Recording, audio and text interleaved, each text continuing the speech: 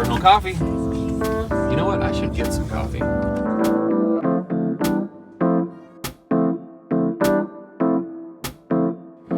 Thank you.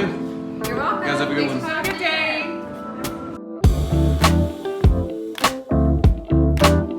Morning, sir. Saw's all back Dude, there, y'all have too. been telling me I stole your nail gun for how long? Hey, I knew I didn't have it. Hey, we Okay. never said you stole it. We just thought you had it. And where was it? It was in my truck. Right in here the whole time. There it is. They're like scouring my truck, digging through everything. I see why. I mean, it looks like a bird's nest in there. That might help. Morning. We're back on site, and today we're gonna put down the subfloor. We're using this AdvanTech X-Factor, which is new. It's actually not even out on the market yet. It'll be first quarter 2022, and it has some other features that the regular AdvanTech doesn't have. We want to give a huge thank you to Huber, the makers of AdvanTech and the X-Factor AdvanTech, for providing us with this materials. We've used the regular AdvanTech for decades as our subfloor, and we've always loved that. And they're letting us get a sneak peek at this again.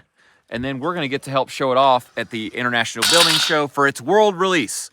We're gonna make the video, us. Isn't that scary? Yeah, that's super scary. So this is gonna be good, right? Yeah. Okay. If you're wondering about the difference between this AdvanTech X-Factor and the regular stuff, I'll tell you really quick. Number one, it has this yellow coating on it, which gives you more traction, which is great. It also keeps the wood from swelling, even though the regular AdvanTech does really well. This doesn't swell at all. It keeps it from discoloring, and also when you go to do cabinet layout and things like that with a marker, you can see it really well on this bright color yellow. And they have cool hats too. That was another thing I liked about it. Ooh, I like the hat. One thing I really like about it, they rounded the edges so that when you carry it, it doesn't dig into your hand so much. Yeah, when you're carrying it, it's nice and easy on the fingers. I would even say it's comfortable to carry. I don't know about that. Yeah, it's so nice. I just want to keep carrying them. Okay, go for it. Yeah. Last floor joist. Last one going in.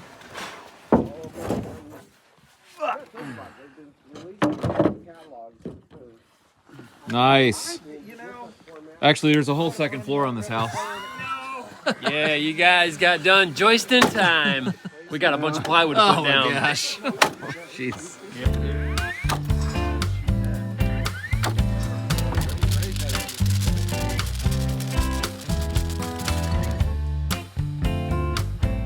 It looks like cotton candy that's melted down.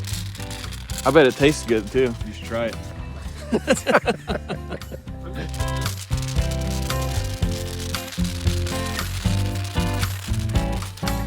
We can't really stress enough how important it is to get your first row straight. And even the first panel. Yeah, it actually, Square it up. I hate to say it's harder than you think, but there's a few tricks you can use here to make sure you get it straight. And one is to pull a chalk line, of course, and chalk a line. We did that. We chalk on the tongue side. And then what we do is we actually align this back edge to the band and get it shot to the back band first. Why? Because each joist needs to be individually straightened onto layout. They are not on layout, so you shoot the back edge that's immovable first, and then you go and straighten each And they're not on joist. layout just because the wood is, I mean, they're on layout. The wood is just bowed and Yes, crazy. each joist is bowed to the side one way or another. Yeah. Probably only very few that are actually straight. Ray's so, just shaking this can like crazy. so we're gonna. Yeah. What are you doing, man? It don't matter. It goes on. No It's empty, problem. I think. Okay. Oh, It's cold you out better here, too, lay off so, the glue a little. No, we got tons of this stuff. Oh, you're supposed to shake it. Yeah, it says it on the can. Oh, you were reading instructions. Right. See, it's not just a hat rack. No. That's why we keep him around.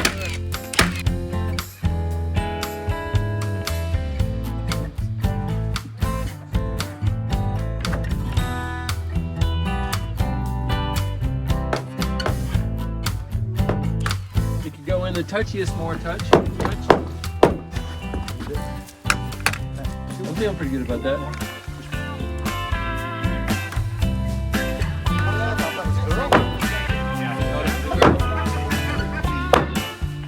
I got to be the designated board whacker guy. See the board down here? See a sledge? So what I gotta do is hit this thing and knock the sheet to the tongue and groove engage. And they're gonna give me which side I need to hit. Left, right, left. And they're also gonna weight the sheet so that it goes right in. You ready? Oh yeah. Brad beat that sheet. Left! Left! Right. Dude, hit it like a man. Let's go. Ray's right in my. I'm gonna hit Ray right in the stuff easy right there. here. Whoop! Jason, I want to point out your stance you got here. It's really important. See, the toes are lapped up on the beater board. Why is that? It's so if it's not, this is gonna jump and jump. Do and I'm it gonna once mess. without putting your toes on it. Now take your toe. Your toe's still on it. It's no, but it's gonna fall off. Well, I know. Well, let's demonstrate why you need your toes on it. Stand there and hit the board. Okay. So that's why the toe stance. You gotta get your toes all lippied up on there. Yeah. All right. Now do it. Wow. It's only about $1,500, bud. Hey, 75.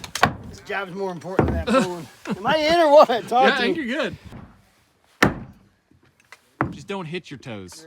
We're still doing board beater guy pro tips, and the biggest mistake you could make, you might want to move.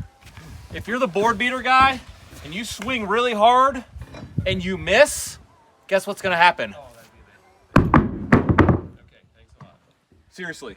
So make sure you hit the board, because I've slung a sledge like 30 feet before. That's why we're a cup, baby. The arsenal a bit. Look how perfect they are. They're like mine are all.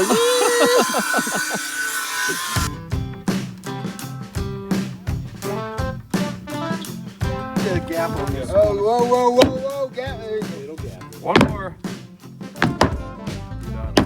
All right, look, full sheet. Let's go, baby. Come on now, let's go.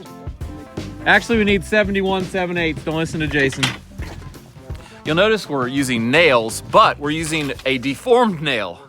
Deformed. Yeah. Are those ones that you have to hammer straight after the job and reuse them? No, so a deformed fastener, to be more correct, and that means it's ring shanked. Another type of deformed fastener is a screw, and that would grab the most, but we're using AdvanTech's high performance subfloor adhesive, and we're really laying it to it. And for us, using a ring shank nail is just way faster than the screws. So that's what we're doing. They do kind of recommend screws would be the ideal. I'm not worried at all. The one thing you don't want to do though is use a smooth nail, because usually when a subfloor squeaks, what do you hear squeaking? It's the nail going up and down. It's the nail, not the wood. Or the wood going up and down on the nail. Yeah. So we're using ring shank nail, 2 3/8. It's deformed. Very important. Arlo's got a string line run for us here, and we're checking this outside band as we go to make sure that, get my tape, make sure that we're 1.9 inches, yeah, and that's all the way down here to this block that's 1.9 inches. That's how we're gauging it.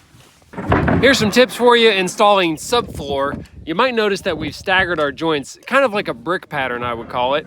And the purpose of that is so that you don't have all of your joints lining up in one row. It actually makes it stronger. It does. By like overlapping, and you would, do that typically on a floor like we're doing here. It is a must, I believe, that you use glue or this spray adhesive or something to stick it down. But when you're doing that, you need to be sure you compress the sheet into the glue. Some plywood is bowed up a little bit, and you need to stand on the spot that you're gonna nail or screw down so that you get it compressed tight. Otherwise, you could pin it with a nail with a gap, and then once the glue dries, you're forever with a gap because you can't compress it later when it dries. So always examine a sheet as you move on to the next one. Examine the last one. Make sure it looks flat, because if it's got a little hump in it, boom, you can go and whack it and get it kind of smashed down before you move to the next sheet. Get your heaviest guy to stand on the sheet while he nails it. Yeah. Where's that guy? There he is. Yeah. You got it, Jay. Hey, you know where the gym's at?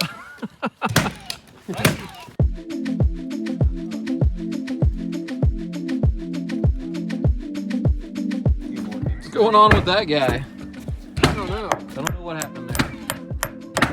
I can catch your leg though. Thank you.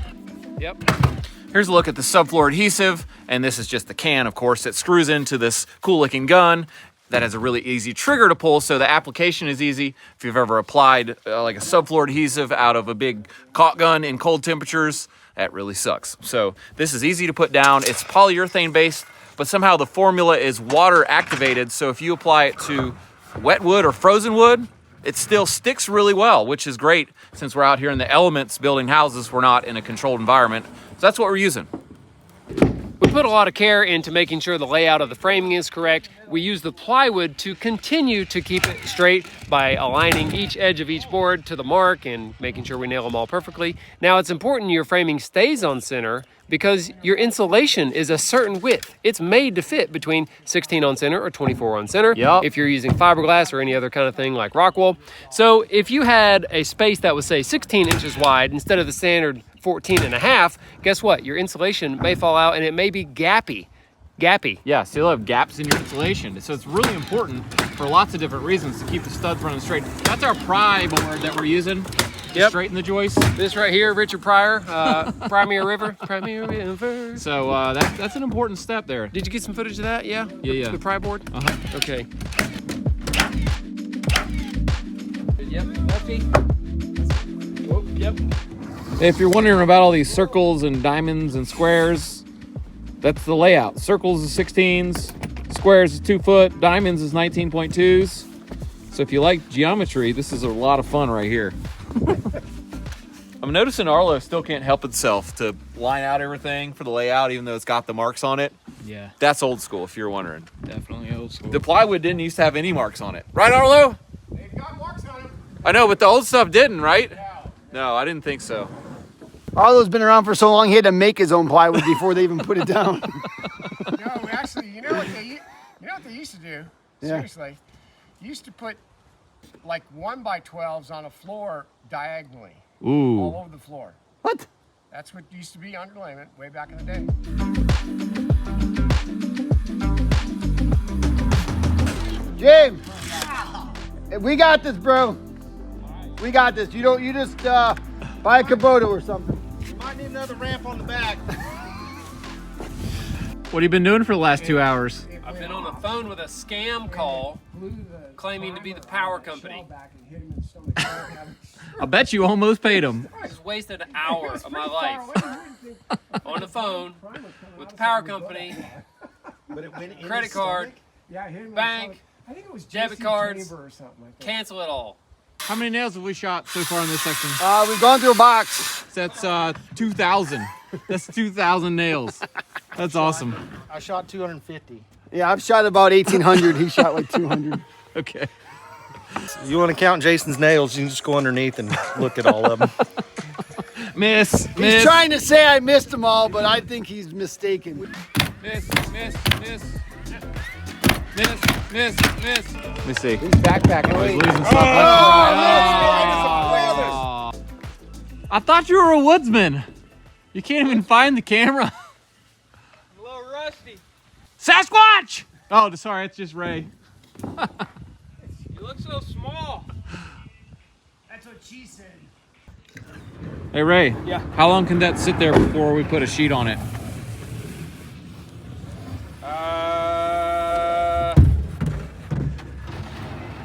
Within 20 minutes. Got 20 minutes, guys. Within Slow 20 down. Go.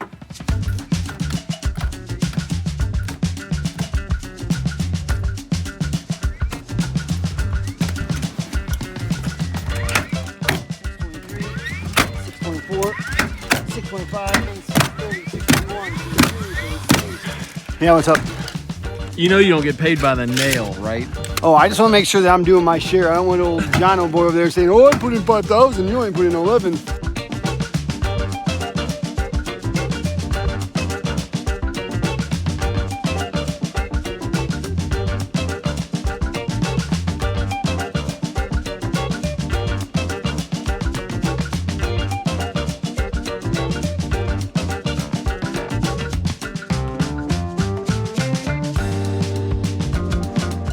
That's a stack of wood right there. I'm gonna go downstairs real quick. You know what the problem is? Stand straight up. We've stacked this thing way too high to cut off the pile. Unless you're gonna cut like this. You getting warm? Bro, it's freezing. It looks nice outside, but I'm telling you, it dropped like 20 degrees in the last like 20 minutes. It did. What's that, like a degree? That's like a degree a minute. That doesn't sound possible. It feels like Well, it. rest up, bud. We're gonna build some walls No, tomorrow. we ain't doing nothing tomorrow. Tomorrow's your birthday. We ain't working. That's what I want to do on my No, birthday. we're build going to some walls. casino, baby. We're gonna go drink Not in the pina- middle of the We're gonna day. go drink pina coladas at the casino. Rest up, build some walls. Oh, I don't need no rest, baby. I'm born to build walls.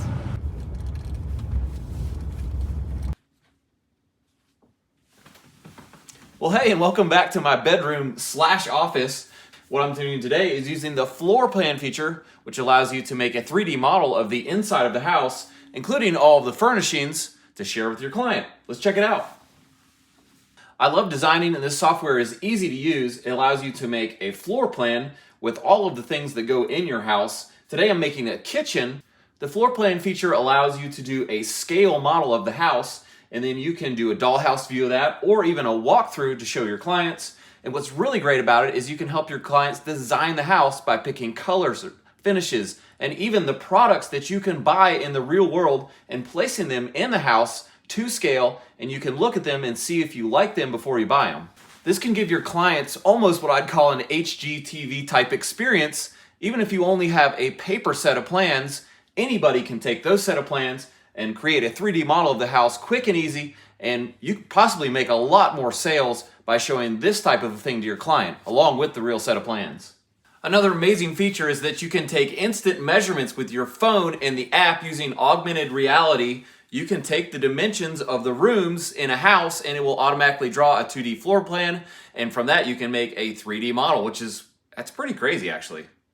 Learning the floor plan tool is awesome. It's just drag and drop, which is great for anything, including windows and doors, and you can even pick a real Benjamin Moore paint color to put on your walls. Another great thing about this floor plan feature is that it's online. You don't have to download any software for it to work. You just have to have an internet connection on your computer. It's really easy to learn, and there's so many options. There's thousands and thousands of options, not to overwhelm you, but it's good to have options when you've got clients that want options. And by looking at this model with the client, we can make decisions about the kitchen design and help them make their design and product choices so it doesn't hold us up on the build. Thanks for watching our video today. Make sure to check out Houzz Pro. There's a link in our description. Have a great day.